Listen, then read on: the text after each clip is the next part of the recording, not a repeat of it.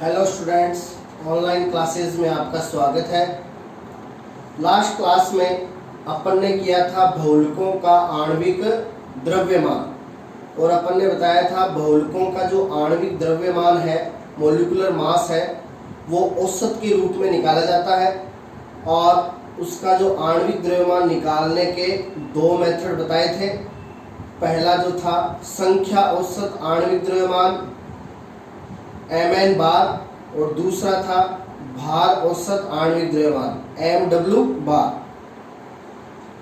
उसी से संबंधित अपना एक टॉपिक है, बहुत ज़्यादा इम्पोर्टेंट है ये, बहु विक्षेपण घातांक, बहु पॉली विक्षेपण डिस्पर्सिटी घातांक इंडेक्स, पॉली डिस्पर्सिटी इंडेक्स, बहु विक्षेपण घातांक।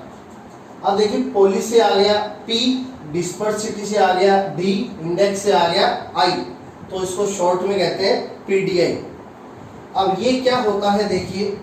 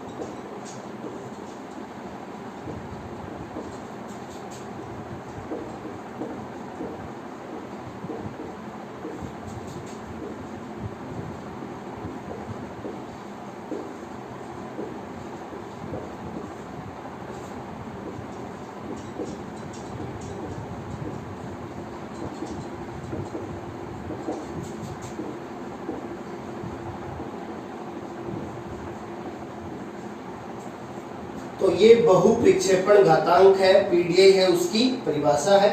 किसी बहुलक के लिए भार औसत आणविक द्रव्यमान mw बार तथा संख्या औसत आणविक द्रव्यमान mn बार का अनुपात है, वो उस बहुलक का क्या कहलाता है? बहु विक्षेपण घातांक या पीडीआई कहलाता है। तो देखिए, किसी बहुलक के लिए पीडीआई को अपन इस प्रकार से शो करेंगे, भार औसत आणविक द्रव्यमान mw बार बटा संख्या औसत आणविक द्रव्यमान mn बार। तो किसी बहुलक के लिए भार औसत आणविक द्रव्यमान mw बार तथा संख्या औसत आणविक द्रव्यमान mn बार का जो अनुपात है, वो क्या कहलाता है? उस बहुलक का पीडीआई कहलाता है। अब देखिए, यहाँ पे अपन तो ध्यान रखिएगा, इसके फॉर्मूले में mw बार को ऊपर रखना है और mn बार को नीचे रखना है, उल्टा मत कर देना, गलत हो जाएगा। अब देखिए, यहाँ पे अपन टू केसेस लेते हैं, एक तो प्राकृतिक रबर के एक तो प्राकृतिक बहुलक के लिए पीडीआई का मान और एक संश्लेषित बहुलक के लिए पीडीआई का मान। तो देखिए,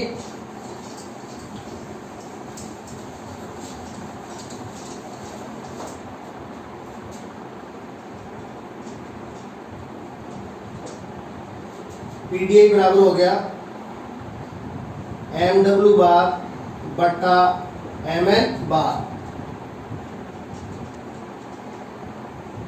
अब केस फर्स्ट है, वो है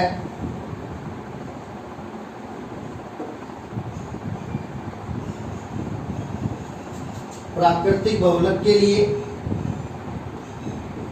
अब प्राकृतिक बहुलक के लिए क्या कंडीशन होती है?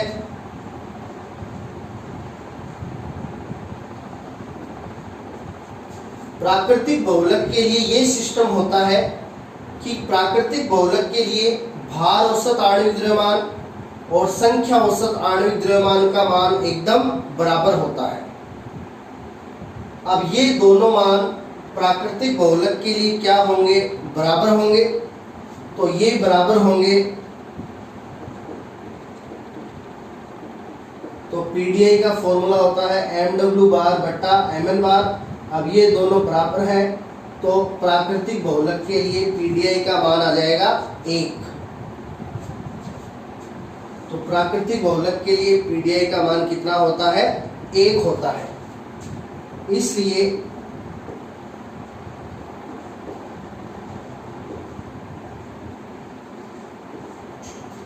प्राकृतिक बहुलकों को एकल प्रतिक्षेपी कहा जाता है। तो प्राकृतिक बहुलकों के लिए पीडीआई का मान कितना आता है, 1 आता है। क्यों? क्योंकि प्राकृतिक बहुलक के लिए भार औसत आणविक द्रव्यमान और संख्या औसत आणविक द्रव्यमान का मान बराबर होता है, इसलिए इनके लिए पीडीआई का मान 1 आता है। इसलिए प्राकृतिक बहुलकों को क्या कहा जाता है, एकल प्रतिक्षेपी बहुलक कहा जाता है। और इसका उदाहरण आ जाएगा प्रोटीन। तो प्रोटीन एक क्या है, प्राकृतिक बहुलक है, और प्रोटीन के लिए पीडीआई का मान कितना होता है, 1 होता है। इसलिए प्रोटीन एक क्या है, एकल प्रतिक्षेपी बहुलक है। तो आपके लिए क्वेश्चन है वो या तो पीडीआई की परिभाषा के रूप में आ सकता है, या फिर ऐसे आ सकता है कि प्राकृतिक बहुलक एकल प्रतिक्षेपी होते हैं, समझाइए। या फिर ऐसे भी आ सकता है प्रोटीन एकल प्रतिक्षेपी होता है, या प्रोटीन के लिए पीडीआई का मान 1 होता है, समझाइए। तो ये काफी इंपॉर्टेंट है।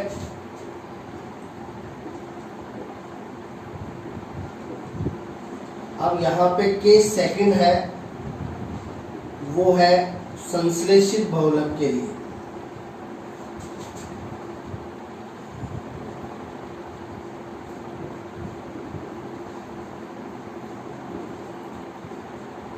अब संश्लेषित बहुलकों के लिए क्या होता है, mw बार का मान ज्यादा होता है किससे, mn बार से। mw bar is greater than mn बार। अब संश्लेषित बहुलकों के लिए mw बार का मान ज्यादा आएगा किससे, mn बार से। तो देखिए पीडीआई का फॉर्मूला क्या है, mw बार बटा mn बार। अब यहाँ पे mw बार का मान ज्यादा है, यानी ऊपर वाली संख्या का मान ज्यादा आएगा, नीचे वाली संख्या का मान कम आएगा। तो पीडीआई का मान 1 से ज्यादा आएगा। तो संश्लेषित बहुलकों के लिए पीडीआई का मान 1 से अधिक होता है। अब संश्लेषित बहुलकों के लिए पीडीआई का मान 1 से अधिक होता है। अब प्राकृतिक बहुलक के लिए पीडीआई कितना था, 1, इसलिए उनको एकल प्रतिक्षेपी कहा। और संश्लेषित बहुलकों के लिए पीडीआई है वो 1 से अधिक है, इसलिए इनको कहा जाता है बहुप्रक्षेपी। तो इनको बहुप्रक्षेपी क्यों कहा जाता है, संश्लेषित बहुलकों को, क्योंकि इनके लिए पीडीआई का मान 1 से अधिक होता है। 1 से अधिक क्यों होता है, क्योंकि संश्लेषित बहुलकों के लिए mw बार का मान ज्यादा होता है mn बार से। तो इसका एग्जाम्पल है वो हो जाएगा पॉलीथीन। तो पॉलीथीन एक संश्लेषित बहुलक है और इसके लिए पीडीआई का मान 1 से अधिक होता है, इसलिए पॉलीथीन एक बहुप्रक्षेपी बहुलक होता है। तो यहाँ से क्वेश्चन बन सकता है, काफी इंपॉर्टेंट है, ध्यान रखिएगा।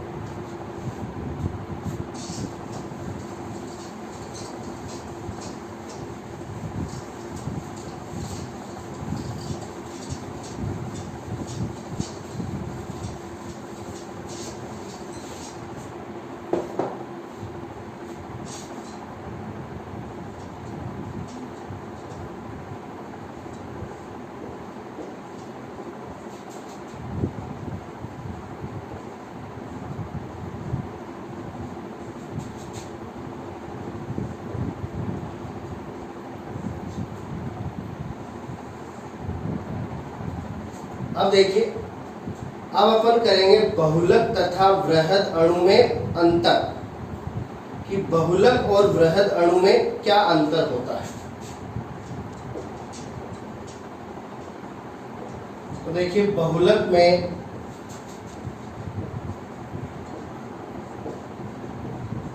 बहुत सारी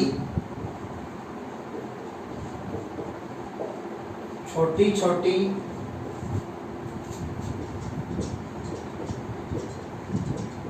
एकलक इकाइयां पाई जाती है, इसलिए बहुलकों का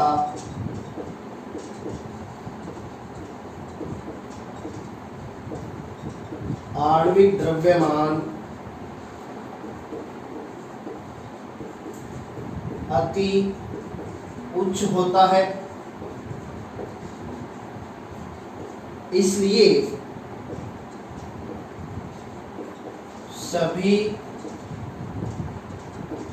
बहुलकों को वृहद अणु कहा जा सकता है।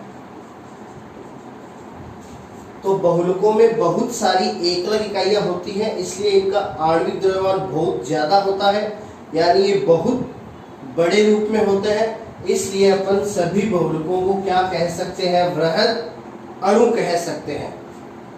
तो देखिए, इसलिए ये लिखा जा सकता है, सभी बहुलक वृहद अणु होते हैं, परंतु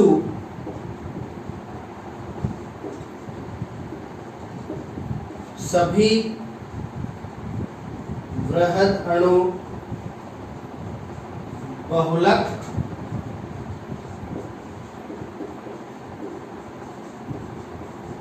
नहीं होते हैं।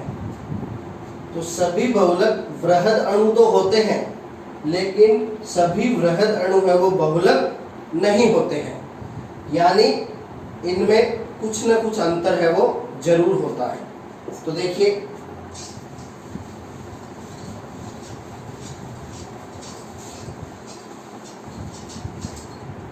इनमें जो मेन डिफरेंस है वो इस प्रकार होता है।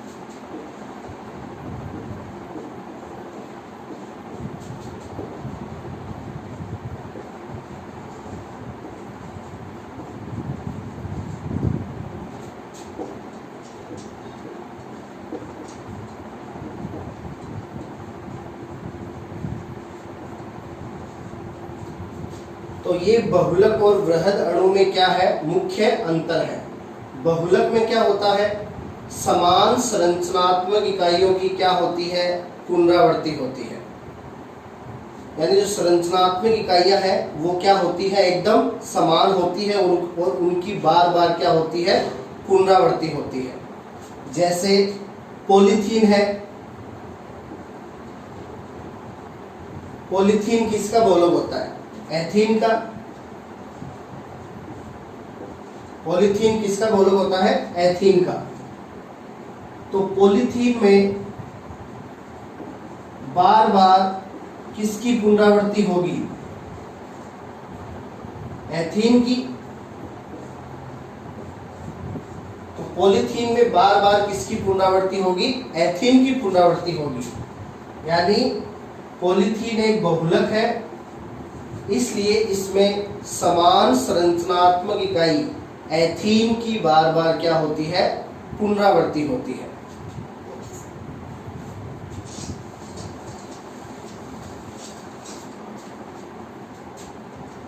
अब देखिए जो प्रोटीन है, प्रोटीन को वृहद अणु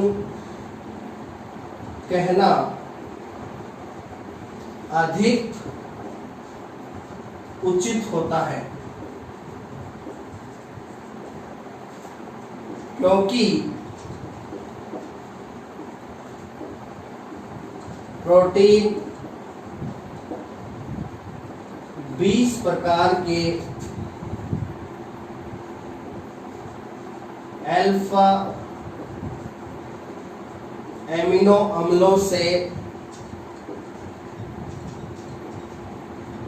बना होता है। अब प्रोटीन को बहुलक और वृहद अणु में से वृहद अणु कहना अधिक उचित होता है। क्यों? क्योंकि प्रोटीन में समान संरचनात्मक इकाइयों की पुनरावृत्ति नहीं होती। प्रोटीन क्या होता है? 20 प्रकार के अल्फा एमिनो अम्लों से मिलकर बना बहुलक होता है। अब इनकी संरचना क्या हो जाएगी? अलग अलग हो जाएगी। एमिनो अम्लों को किस प्रकार से शो किया जाता है? एमिनो अम्लों को इस टाइप से शो किया जाता है, यानी इनमें एक तरफ तो होता है एमिनो समूह और एक तरफ होता है कार्बोक्सिलिक अम्ल समूह। ये है अल्फा एमिनो अम्ल। एमिनो है वो कौन से कार्बन से अटैच है? अल्फा कार्बन से, क्योंकि यहाँ मुख्य क्रियात्मक समूह कौन है? कार्बोक्सिलिक अम्ल। और मुख्य क्रियात्मक समूह जिस कार्बन से जुड़ा होता है वो होता है अल्फा। तो यहाँ एमिनो है वो किससे जुड़ा है? अल्फा कार्बन से जुड़ा है, इसलिए ये क्या है? अल्फा एमिनो अम्ल है। तो प्रोटीन जो है वो इस प्रकार के अल्फा एमिनो अम्लों के क्या होते हैं? बहुलक होते हैं। और ये कितने प्रकार के अल्फा एमिनो अम्ल प्रोटीन निर्माण में भाग लेते हैं? 30 प्रकार के। अब यहाँ पे देखिए इसकी संरचना में R का मान है वो भिन्न भिन्न होता है। R का मान क्या होता है? यहाँ पे भिन्न भिन्न होगा, यानी किसी के लिए R बराबर हाइड्रोजन हो सकता है, किसी के लिए R बराबर CH3 हो सकता है, किसी के लिए R बराबर C6H5 हो सकता है। तो इन 20 प्रकार के अल्फा एमिनो अम्लों की जो संरचना है वो एकदम समान नहीं होगी। इनके लिए R का मान क्या होगा? अलग अलग होगा। तो इसीलिए कहा था कि वृहद अणु में समान संरचनात्मक इकाइयों की पुनरावृत्ति हो भी सकती है और नहीं भी हो सकती। तो प्रोटीन है, इसमें समान संरचनात्मक इकाइयों की पुनरावृत्ति नहीं होती, इसलिए प्रोटीन को वृहद अणु कहना अधिक उचित होता है। तो ये अंतर है बहुलक और वृहद अणु में।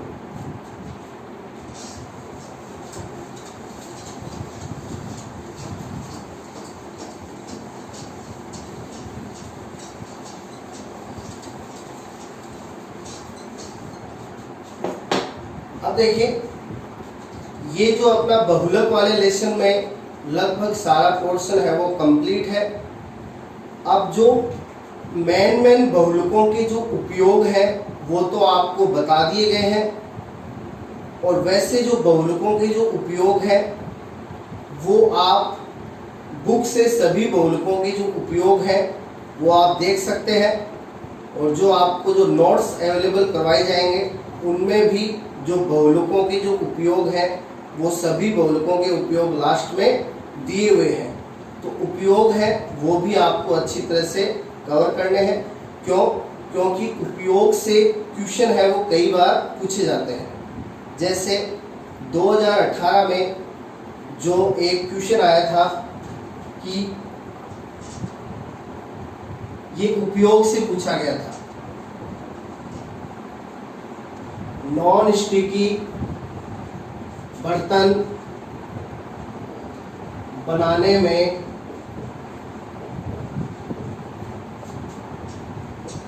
काम आने वाले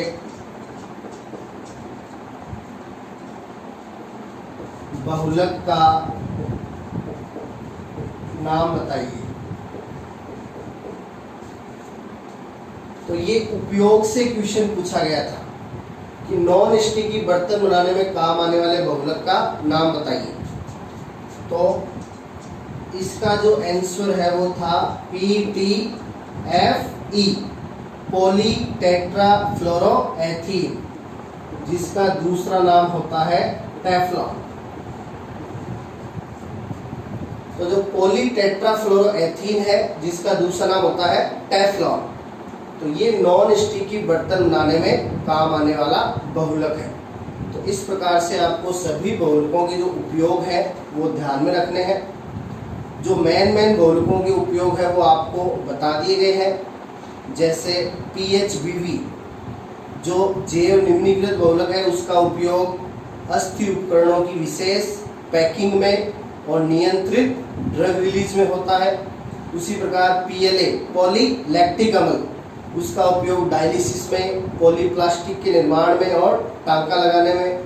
इस प्रकार से जो बहुलकों के उपयोग है वो आपको सभी बहुलकों के लिए ध्यान में रखने हैं, जो आपको नोट्स में अवेलेबल हो जाएंगे या फिर आप बुक से भी देख सकते हो। अब देखिए लास्ट में मैं आपको एक बहुलक के बारे में और बता देता हूँ, फिर जो अपना लेसन है वो एकदम कंप्लीट है। और उसके बाद आप बुक में जो अभ्यास प्रश्न है उनको आप अपने जो लेसन के अकॉर्डिंग जो अपन ने सीखा है उसके अकॉर्डिंग आप उन क्वेश्चंस को आराम से कर सकते हो, क्योंकि अपन ने हर एक चीज़ को एकदम अच्छी तरह से क्लियर किया है। अब देखिए जो मैं बहुलक बता रहा हूँ वो है PMMA। अब इसका पूरा नाम P से हो गया पॉली,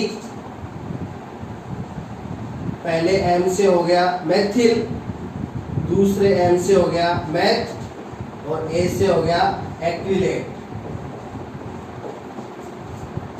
तो PMMA ये एक बहुलक है जिसका पूरा नाम होता है पॉली मैथिल मैथ एक्रिलेट। अब देखिए इसके निर्माण की समीकरण। अब इसकी एकल इकाई क्या होगी? Maithil math acrylate. अब देखिए इसका formula CH2 double bond C के ऊपर कर दीजिए CH3 और नीचे कर दीजिए OC double bond O CH3। तो ये फॉर्मूला है किसका? मैथिल मैथ एक्रिलेट का। अब इसके ले लीजिए N अणु और इसका करा दीजिए योगात्मक बहुलीकरण। तो योगात्मक बहुलीकरण करा देंगे तो CH2 डबल बॉन्ड बदल जाएगा सिंगल बॉन्ड में,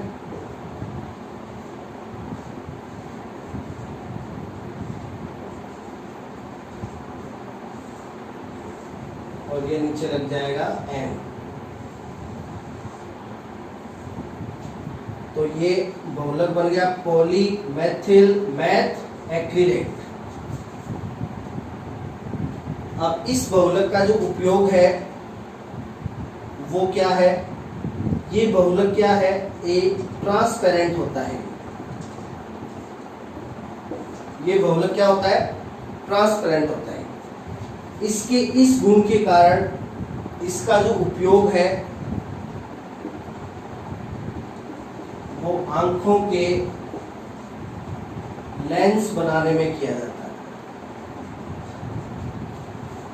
इसका जो उपयोग है वो आंखों के लेंस बनाने में करते हैं, क्योंकि ये क्या होता है? ट्रांसपेरेंट होता है। और एक इससे टीवी स्क्रीन भी बनाई जाती है। तो ये जो बहुलक है PMMA पॉलीमेथिल मैथ एक्रिलेट, किसका बहुलक होता है? मैथिल मैथ एक्रिलेट का। और इसके ट्रांसपेरेंट गुण के कारण इसका उपयोग आंखों के लेंस बनाने में और टीवी स्क्रीन बनाने में होता है। तो इस प्रकार से ये अपना बहुलक वाला लेसन है वो कंप्लीट है। और इसके जो बुक के पीछे अभ्यास प्रश्न दिए हुए हैं वो सभी आप करना, और जो भी प्रॉब्लम आती है वो आराम से क्लियर कर लेना। Thank you.